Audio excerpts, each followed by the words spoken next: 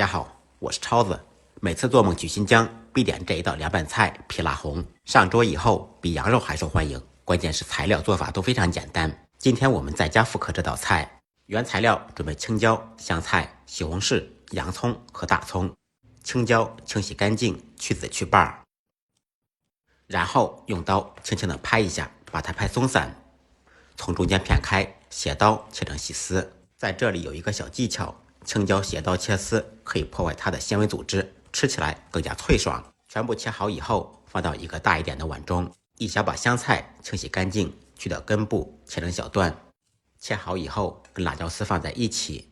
大葱从中间片开，跟青椒一样，不要直刀切，我们采用斜刀来切。这样切的葱丝吃起来不会塞牙。看似一道简单的凉拌菜，做法和味道一点都不简单。西红柿清洗干净，从中间切开，1分为4，切成薄一点的薄片。切好的西红柿片一同放入碗中。一个小一点的洋葱切成细丝，在切洋葱时刀上沾点清水，这样就不会辣眼睛。切好以后，用手把它抓散，再放入清水中稍微浸泡一会儿。经过浸泡以后，可以去除洋葱的辛辣味。